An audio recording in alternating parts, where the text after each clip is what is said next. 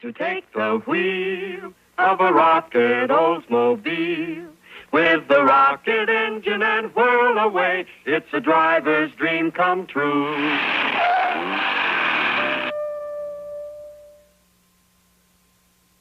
Right here in Detroit, we live in the automobile. I was astounded when they let us go down the way they did. They almost let Chrysler drown. When it started, America was unprepared. From across the ocean they came.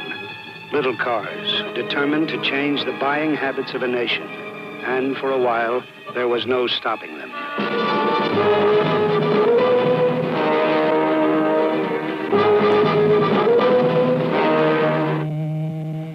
Okay, but I'll tell you the truth. Volkswagen did not really cut that deep. But they were the start, you know? They were the only one that time. Well, what the hell, yeah. But I mean, just saying that was the first real import. They've always had Rolls Royces and goddamn Mercedes, but they didn't do nothing to hurt our market, you know. Yeah.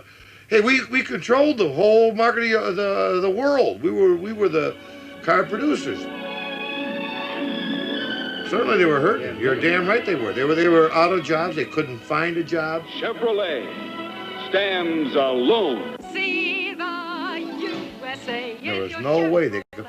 I'm talking about skilled tradesperson now. Here in the Detroit area, when these automobiles plants cut down, that ended hey, I've got kids, you know, and son-in-laws and something like that. They cannot find a job. I had a son who went to Houston. My other son went, my son-in-law went to Houston. My son went to Houston. They went all over the world trying to look, all over the United States looking for a damn job. There was none to be available. Drive your Chevrolet through the USA. America's the greatest land of all. We're going to keep losing until somebody wakes up and stops it. But they got to start buying America. That's what they got to do. The state bank account over $1 billion in the red. Industries pulling up stakes faster than you could say single business tax. I've had enough of 82. It has to get better. And so it must be. For Detroit, 1982 was the year the recession became depression by proclamation of Mayor Young. He declared a hunger emergency in the city. Officially, Detroit's unemployment hit 17%, half the people in the city on some kind of government assistance.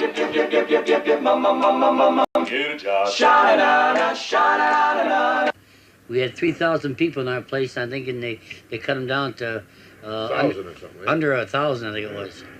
So they hurt many people. Some guys, people were off for long enough, they never did get called back.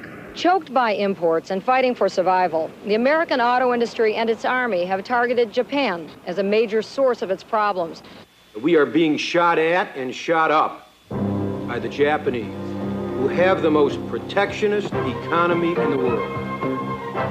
What some of those who hold up the specter of a trade war ignore is that we are already in the middle of such a war, but only the Japanese are shooting.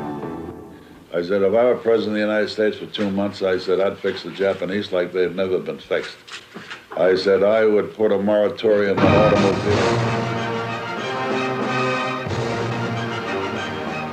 But many of their verbal bullets aimed at the Japanese government and car makers have strayed off course and are hitting home instead. I've been followed down the road by hostile people screaming out the window of their car, brandishing weapons in the window and everything else, and I've come very close on several occasions to having a serious confrontation where someone probably would have got hurt. We got Japs, Chinese, any goddamn guy in the world working out on our line, and it don't bother us one bit. And if they had all the Japanese cars, this is not a prejudice situation. With the guy, people get excited when they talk about, you know, like I told you, I'd call a foreign car anything but a General Motors car in that lot. That's a foreign car to me, you know?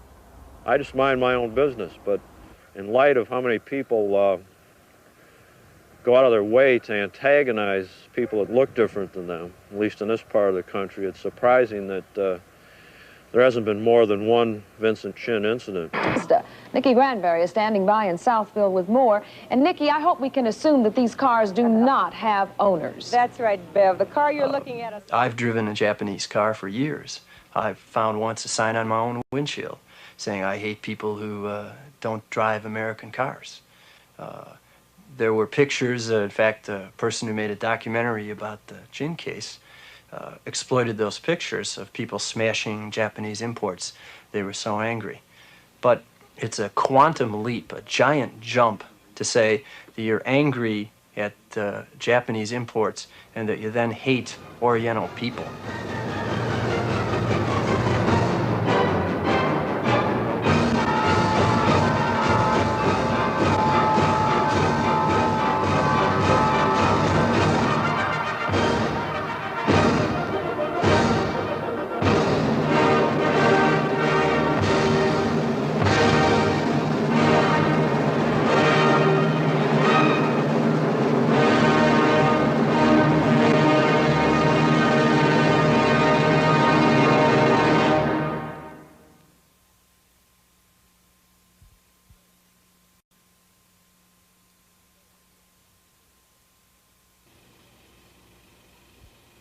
Well, to be quite honest, I expected to go to jail. I pleaded guilty to manslaughter on that. I did just like anybody else. I went to take my licks because I thought sure I would go to jail. And I was prepared to go, really, as much as you can be prepared for something like that. And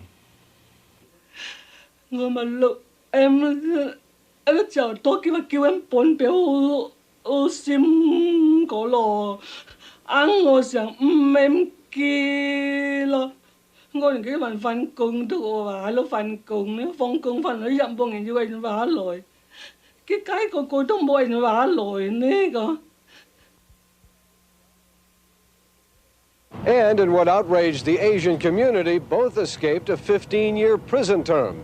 Instead, they were placed on 3 years probation and given a $3,000 fine.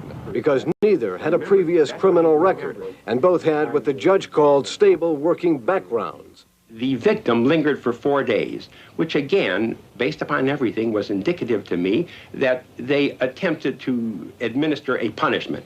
They did this too severely in careless, reckless disregard of human life, which is what manslaughter is. And that's what they were found guilty of, and that's what I predicated my sentence on. Had it been a brutal murder, of course these fellows would be in jail now.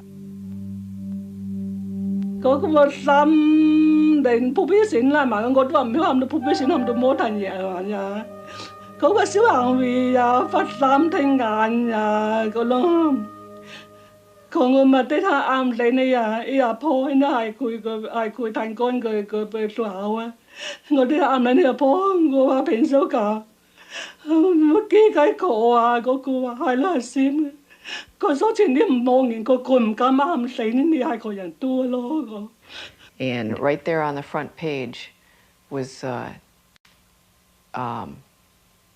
coverage of that these two killers had received probation for killing a Chinese man.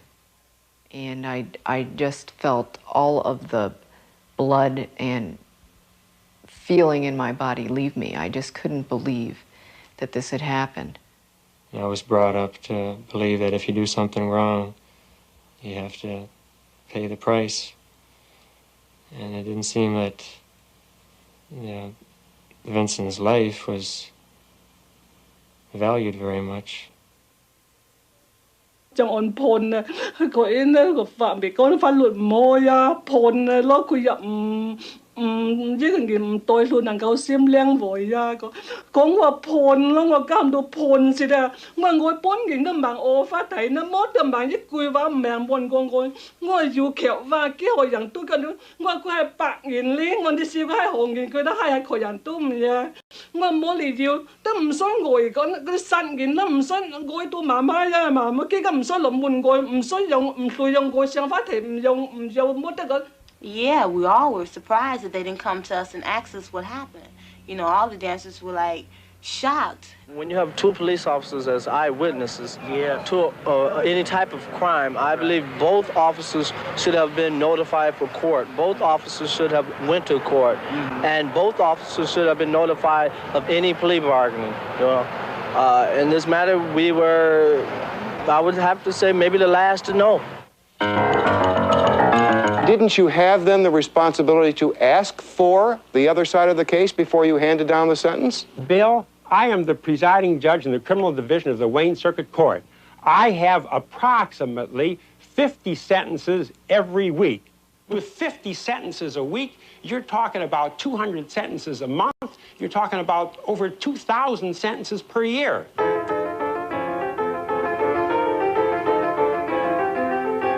In March 1983, two men, Ronald Ebens and Michael Nitz, stood before Judge Charles Kaufman, a Wayne County Circuit judge, to be sentenced for their convictions of manslaughter. The charges in this case were originally second-degree murder. Is that right? That's correct. All right. What happened to reduce the charges from second-degree murder to the charges that were subsequently pled to, which would be manslaughter? It's the process called plea bargaining. The prosecutor offered both defendants the right to plead guilty to a lesser offense, namely manslaughter, in exchange for the defendants giving up their right to a trial by jury or a trial by the judge. They accepted that offer, and they pled guilty to manslaughter. The only thing that really bugs me is that the response, especially from people in the legal community, has been that these things happen all the time. Sure, police detectives don't even bother to ask people at the scene of the crime anything. I did have an opportunity to read the pre-sentence report, the psychiatric evaluation and so forth. And one thing I don't understand about that was that words like Ronald Ebens is a bigot, an extremely hostile person, has a long history of alcoholism and alcohol-related problems. And it recommended, in addition to incarceration, that he receive detoxification and counseling for his alcoholism. With all due respect, Helen, I think you're being somewhat naive.